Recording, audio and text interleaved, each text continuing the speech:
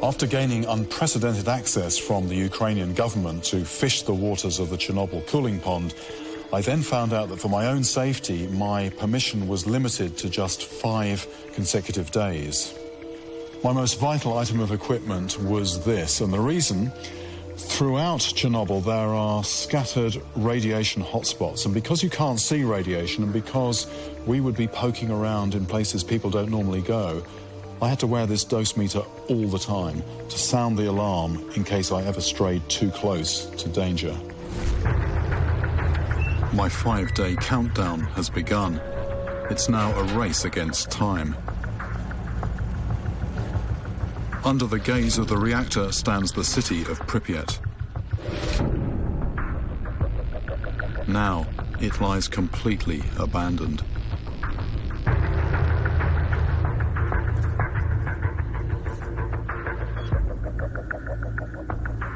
To see ancient ruins overrun by vegetation is one thing. To see a modern city like this is something else entirely.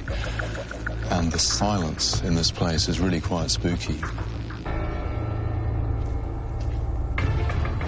There were fish living in the very water that cooled the reactor, and what I need to do now is to find out what happened to them. Did they survive even? And if so, could this be the basis of this story about a huge mutant fish? Many fish can live for well over 30 years. Could there still be fish alive here, trapped ever since the accident? Supersized mutants capable of tearing off human limbs. I arrive at the pumping station that supplies water to the pond from the Pripyat River. I meet my guide, Vlad, who suggests that the edge of this churned-up, oxygenated water could be a good spot for catfish, and offers to fish for bait while I rig my lines.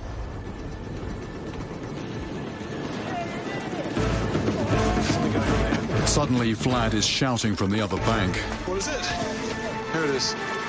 Yeah. Something from the radioactive depths is on his line, and it's clearly much bigger than mere bait. What happened? Did the line go?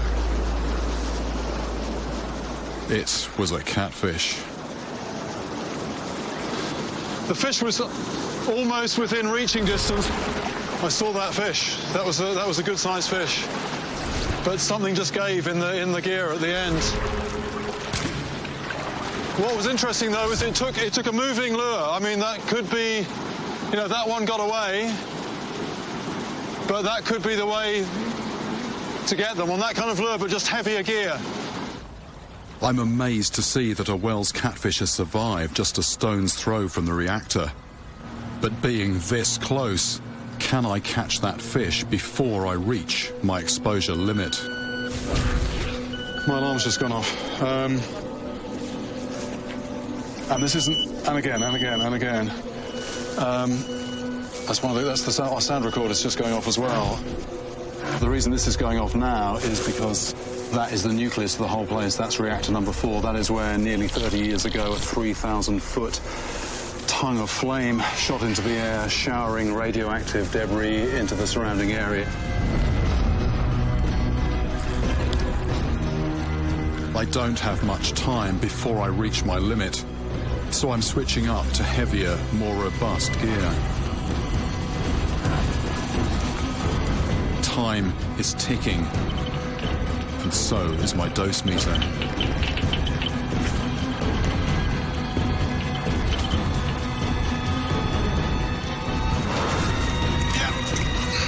Suddenly, I'm hooked into something big, and it's pulling me closer and closer to the radioactive water.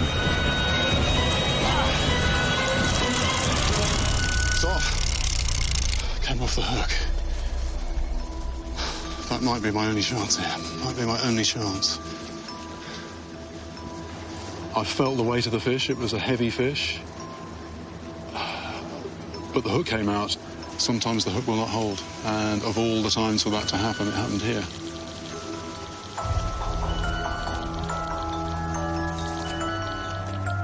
It's a soul-crushing failure, but I can't give up. There's clearly something big out there, but I'm getting ever closer to my radiation limit. The only option is to persist on the channel in the hope that losing that fish hasn't spooked any others nearby.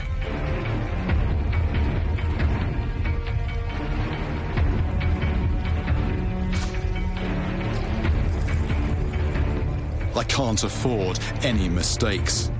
If there's any interest in my bait, I absolutely have to set the hook securely. Yeah. It's a fish, a fish.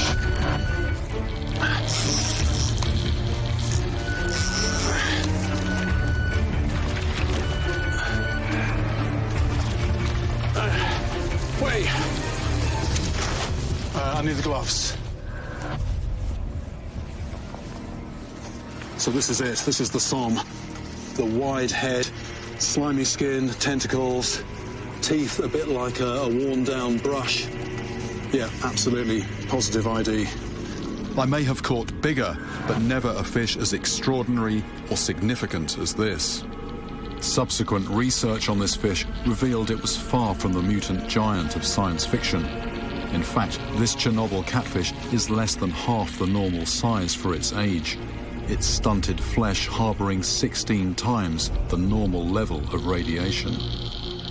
So I came to Ukraine to investigate stories of a fearsome water monster living in a remote, rural corner of the country, only to find it long gone.